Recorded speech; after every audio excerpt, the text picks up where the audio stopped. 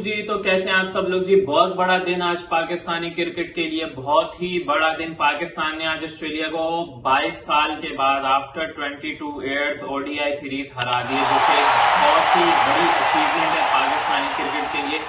पिछले जो 2 सालों में जो पाकिस्तानी फैंस मायूसी देखी पाकिस्तान की टीम में और जिस तरीके का पाकिस्तान ने स्ट्रगल किया पिछले 2 साल में, वो आखिरकार एंड हो चुका है। बिल आखिरकार एंड हो चुका है और उसका सबसे बड़ा क्रेडिट में जाता है यहाँ पे भाई मोहम्मद रिजवान की कैप्टेंसी को। जो इस तरीके से मोहम्मद रिजवान ने कैप्टेंसी की है और जिस तरीके से उस बंदे ने आके सब कुछ बदल दिया है, बॉलर्स वही, पूरी टीम वही, लेकिन एक चीज उसकी जो कैप्टेंसी है ना, जिस तरीके से उसने बॉलर्स को इस सीरीज के अंदर यूटिलाइज किए, खासतौर पे हारिस रऊफ को, नसीम शाह को, शहनशाह अफरीदी को, तीनों को जो उसने यूटिलाइज किया में वो यूटिलाइज हुए नहीं। आप देखो, अब जब बाबर आजम कैप्टन थे, बाबर आजम हारिस रऊफ को ज्यादा पावर प्ले में लेके आते थे, लेकिन रिजवान की जो स्ट्रेटेजी और रिजवान का जो माइंड सेट है, उसने काफी ही इंप्रेस किया है मुझे भाई। टू बी ऑनेस्ट बात कर रहा हूँ, एक जो होता है ना, एक प्रोफेशनलिज्म नजर आता है उसकी कैप्टेंसी में, कि भाई उसने जो है ऑस्ट्रेलिया को पूरे तीनों मैचों में देख लो, आप पाकिस्तान की बॉलिंग उठा के देख लो।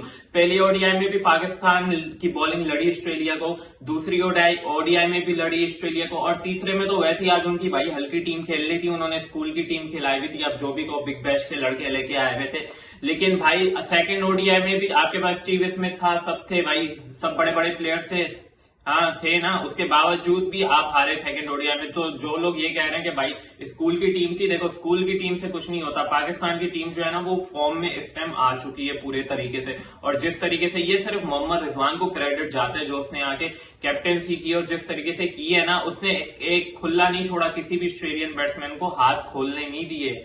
पहले ओडीआई में भी नहीं खोलने दिए, दूसरे में भी नहीं खोलने दिए, तीसरे में भी नहीं खोलने दिए। तो यहाँ पे रिजवान को बहुत बड़ा क्रेडिट जाता है। और भाई ऑब्वियसली ऑस्ट्रेलियन पिचेस तो पाकिस्तानी बॉलर्स के लिए, पेस अटैक के लिए जन्नत है। हारिस रऊफ को देखो, शाहीन अफरीदी को देख लो, आज जिस तरीके से बॉलिंग की, नसीम शाह को देख लो।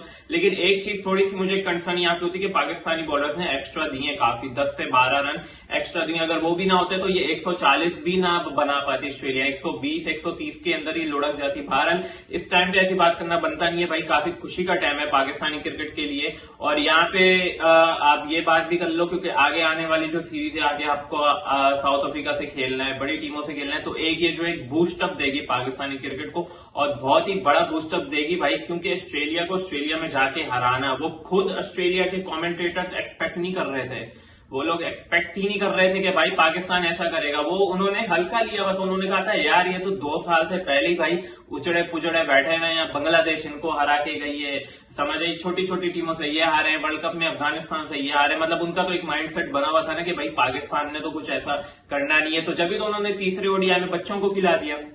वो अपना तीसरा मैच का स्क्वाड पहले ही अनाउंस कर चुके थे भाई, दूसरे ओडीआई से पहले उन्होंने स्क्वाड अनाउंस कर दिया था, स्क्वाड उन्होंने अनाउंस कर दिया था दूसरे ओडीआई से पहले। तो भाई वो तो फिर जब इनको दूसरी ओडीआई में इनको पता चला, जो फिर पाकिस्तान ने बॉलिंग की है और जिस तरीके से इनकी बैटिंग लाइनअप फ्लॉप करके गई है, उनको खुद भाई भरोसा नहीं हो रहा। अब वो पछता रहे होंगे कि यार हमने कम से कम हम स्टीव स्मिथ को रख लेते आज। पर्थ की तो वैसे ही भाई तेज पिचेस आती, और मुझे एक जो बॉलिंग का डिसीजन था वो पाकिस्तान के हक में बड़ा अच्छा गया। बॉलिंग की है पाकिस्तान ने, लौटाया इनको, और ऑस्ट्रेलिया को very poor performance for Australia. कोई एक बैट्समैन ही, हालांकि शॉन एबर्ट सबसे हाई स्कोर रहा है ऑस्ट्रेलिया के अंदर, 30 रन बना के गया है वो, उसके अलावा कोई इनका बैट्समैन नहीं। ऑस्ट्रेलिया के पेज पे जाके उनकी अपनी आवाम उन पे तनकीद कर रही है कि यार तुमने इस सीरीज को इतना हल्का लिया पाकिस्तान के अलावा, मतलब कि तुमने ये सोचा कि वर्ल्ड कप जीत लिया तो भाई अब बाकी कोई चीज है नहीं। मतलब सारा ध्यान एक तरीके से तो उनका बॉर्डर गवास्कर ट्रॉफी पे ही है ना।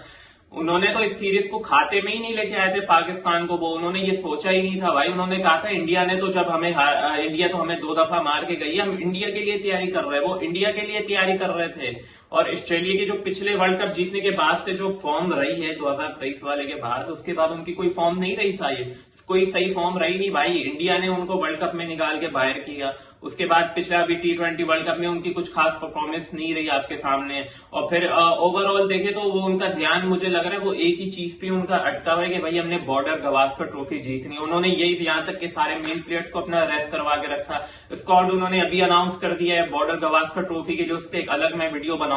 लेकिन उनका डर जो था ना, था उनको इंडिया का, लेकिन आउट ऑफ सिलेबस आ गया पाकिस्तान। सिंपल सी बात है, पाकिस्तान आउट ऑफ सिलेबस आया उनके लिए और उनको उनकी काम तमाम कर दिया। और यहाँ से इंडिया को भी एक बहुत बड़ा एडवांटेज यहाँ पे मिलेगा पाकिस्तान की सीरीज जीतने के लिए कि ऑस्ट्रेलिया के जो है ना बॉलर, वो जो स्लेजिंग करते हैं और जो इतनी बड़ी बातें करते हैं, वो भी उनकी अभी थोड़े हल्के हो जाएंगे। वो भी जो उनको एक गरूर था या जो उनके एक अंदर एटीट्यूड था कि भाई हमसे तो कोई जीत नहीं सकता, समझ आई ना, हमसे तो कोई एशिया की टीम जीत नहीं सकती, हम तो अब ये हैं, हम तो बहुत बड़े, तो वो गरूर भी पाकिस्तान ने तोड़ा यार। तो इससे इंडिया को भी एडवांटेज होगा बॉर्डर गवास्कर ट्रॉफी में कि भाई इंडिया भी न्यूजीलैंड से हारी, ठीक है, उनपे था एक ऑलरेडी प्रेशर। लेकिन अब जो ऑस्ट्रेलिया जो हारेगी पाकिस्तान से, इस पे उनके जो मेन प्लेयर्स आएंगे उनके ऊपर उनपे प्रेशर क्रिएट होगा। और ऑस्ट्रेलिया वाले जो है, इनका कोच अभी भाई पछता रहा होगा कि हमें ये टीम खिलानी नहीं चाहिए थी, एटलीस्ट इनको अपने मेन प्लेयर्स ही रखे लेने चाहिए थे क्योंकि, लेकिन उन्होंने तो भाई सोचा हुआ था, वही बात आ गई ना कि उन्होंने सोचा हुआ था भाई हमने बॉर्डर गवास्कर ट्रॉफी जीतनी है, इनको तो छोड़ो।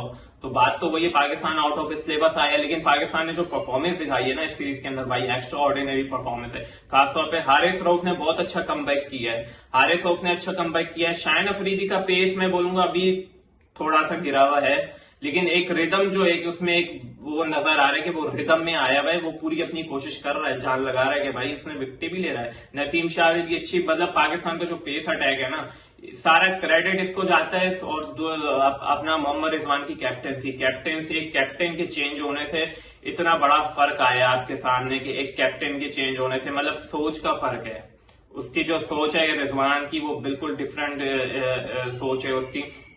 देखो ऑस्ट्रेलिया की विकेट गिरती रही, उसका एक टारगेट था कि भाई हमने ऑस्ट्रेलिया की विकेट्स लेनी ही लेनी है। उसने किसी मेन बॉलर को बचा के नहीं रखा, उसने एकदम सारे यूटिलाइज कर दिए।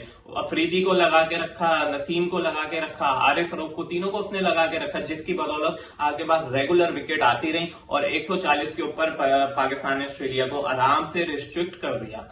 और ये जो एक मैं कहूंगा बहुत बड़ी जीत है पाकिस्तान के लिए, आगे आने वाली सीरीज के लिए एक बहुत बड़ा बूस्टअप है। जाहिर सी बात है आगे चैंपियंस ट्रॉफी आ रही है, बहुत ही कम टाइम रह गया, 2-2.5 महीने रह गए, तो उसके लिए आगे साउथ अफ्रीका से आपको खेलना है जाके, तो उसके लिए एक बहुत बड़ा बूस्टअप आ रहा है। और खासतौर पर टेस्ट के अंदर भी अब जिस तरीके से पाकिस्तान ने इंग्लैंड को हराया टेस्ट के अंदर, और अब ओडीआई में भी हराने जा रही है, इसके बाद फिर T20 सीरीज है वर्सेस ऑस्ट्रेलिया, तो वो भी काफी देखने वाली होगी क्योंकि अब जो मामला है ना वो गर्म हो गया है। पहले तो एक था ना यार, एक बोरियत सी छाई हुई थी, ऑस्ट्रेलिया वालों को भी नहीं था कि भाई ये क्या, हम तो ऐसे ही जीत जाएंगे, छोड़ो इनको। लेकिन अब उनके भी 14 तबक रोशन आज हो गए होंगे कि भाई इन्होंने तो हमें वो छोड़ो, वो खाते में ही नहीं लाया पाकिस्तान की जो बॉलिंग है और जो एक चेंज आया है बहरहाल। लेकिन एक बहुत अच्छा सेटअप हुआ है पाकिस्तान के लिए, और अब उम्मीद ये की जा रही है कि आने वाले मैचेस में भी पाकिस्तान इसी तरीके से परफॉर्म करेगा, क्योंकि जो अभी तक इंटेंट रिजवान का नजर आया है उससे तो भाई साफ यही लगता है कि उसमें जो एक है ना पॉजिटिविटी और जो उसका इंटेंट है और जो उसका एग्रेशन है